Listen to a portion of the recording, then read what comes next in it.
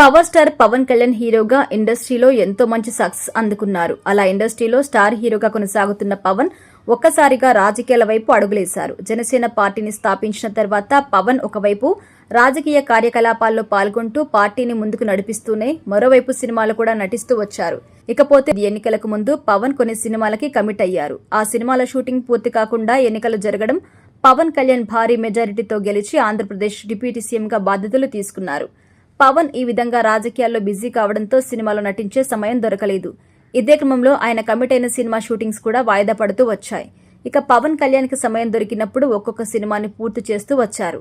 ఇదే క్రమంలో పవన్ హీరోగా నటించిన హరిహర వీరమల్లు సినిమా విడుదలకి సిద్దమవుతోంది. ఈ సినిమా జూన్ 12న భారీ స్థాయిలో రిలీజ్ కాబోతున్న నేపథ్యంలో సినిమాపై భారీ అంచనాలున్నాయి. పవన్ కళ్యాణ్ డిప్యూటీ సీఎం అయిన తర్వాత మొదటిసారి విడుదల కాబోతున్న సినిమా కావడంతో ఈ సినిమా కోసం ఫ్యాన్స్ ఎంతగానో ఎదురు చూస్తున్నారు. ఇప్పటికే ఈ సినిమా అడ్వాన్స్ బుకింగ్ టికెట్స్ కూడా మొదలయ్యాయి. అమెరికాలో ప్రీమియర్స్ అడ్వాన్స్ బుకింగ్ కి భారీ స్థాయిలో స్పందన వచ్చింది. అక్కడ హాట్ కేకుల్లా టికెట్స్ అమ్ముడుపోయాయని కూడా చెప్పొచ్చు. ఇప్పటి వరకు పలువురు హీరో సినిమాలకి భారీ స్థాయిలో అడ్వాన్స్ బుకింగ్స్ అయినప్పటికీ ఆ హీరోల రికార్డ్స్ అనేవి జరిపిస్తూ హరిహర వీరమల్లు సరికొత్త రికార్డు సృష్టించింది.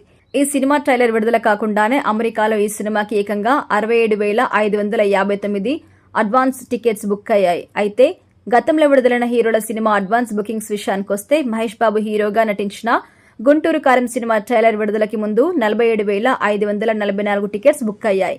రామ్ చరణ్ గేమ్ చేంజర్ 60,796, ఎన్టీఆర్ దేవర 1,37,309, అల్లు అర్జున్ పుష్ప 2 2,87,939, అలాగే ప్రభాస్ సలార్ 1,08,925 టికెట్స్ బుక్ అయ్యాయి అడ్వాన్స్ టికెట్స్.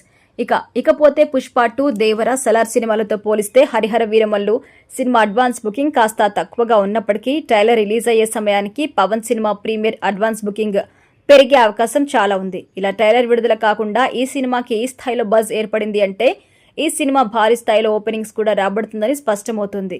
ఇక పవన్ కళ్యాణ్ డిప్యూటీ సీఎం అయిన తర్వాత రాబోతున్న ఈ సినిమా బాక్సాఫీస్ వద్ద ఎలాంటి రికార్డు సృష్టిస్తుందో చూడాలి.